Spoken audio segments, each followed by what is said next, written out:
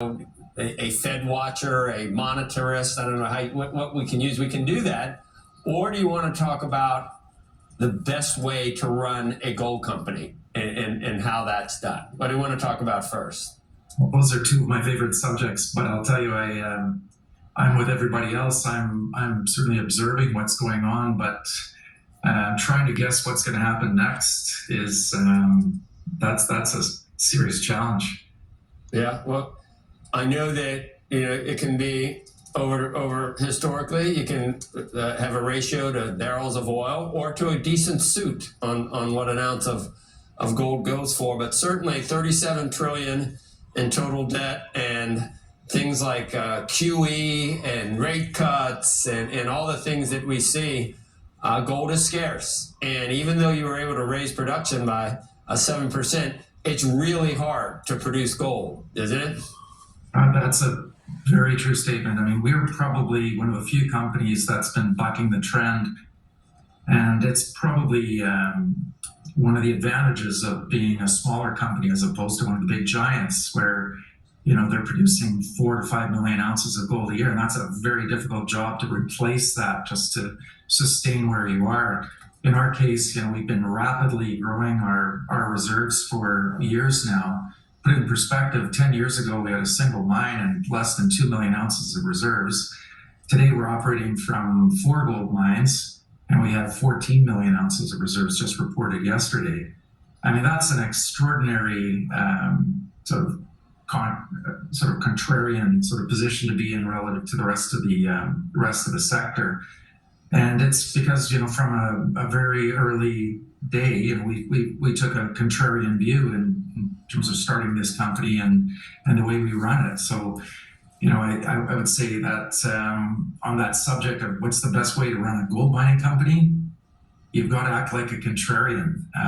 Investors don't typically like it. In theory, they do, but in practice, they don't.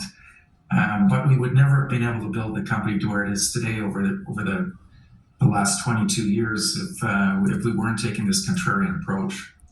So do you have people out scouring for properties or do you just do M&A? Do you just look around and try to figure out what makes most sense? What's a competitor that's at a price we can afford, and then you got to look at balance sheet concerns, obviously, and everything else. But that's what I figure you need to focus on. Is if you're going to grow, it's got to be through acquisitions, doesn't it? Well, that's how we started. I mean, think back to 2001 when the gold price was under $300 an ounce. Of course, today it's nearly 3,000. But in 2001, when nobody thought gold was ever going to see the light of day again, we stepped in and bought an asset off of one of the major mining companies. It was an option agreement, essentially, that it required a $500,000 down payment, $10 million to acquire a project that where the major delineated about 2 million ounces of gold, but couldn't see a way for any of that production to be profitable. So they sold it to us for about $10 million after pouring roughly $50 million into defining it.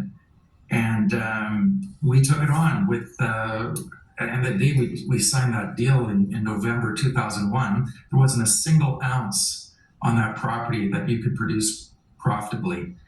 But over time, we've generated over 700 million in free cash flow from that project, and produced over 3 million ounces of gold, and it's still going. It's been operating for the last 20 years, so it's been tremendous. That's amazing. Before we go, I just want to get your comments on Fort Knox, and I think it goes all the way back to James Bond and Goldfinger, and it has not. People haven't looked to see what's there since I graduated from high school. So 1974, do you think we know what's there? Do you think that the number that we're given for how many tons are there, do you have any feel for that? I've seen lots of movies where people go in and they've already got the gold. Thieves have already taken it. There might be nothing there, according to some fictional movies. Well, I'll tell you, be a lot more confident in what they're saying if they audited it. I'm on the World Gold Council board, and we audit the World Gold Council gold holdings every quarter. we never stop the audit process there. What a concept, yeah. So, why haven't they audited their gold reserves for such a long time? I don't know why they wouldn't do that, but I think if this administration presses for an audit, that'll be a good thing for everybody. I think it will bolster confidence. But until they do so, who knows?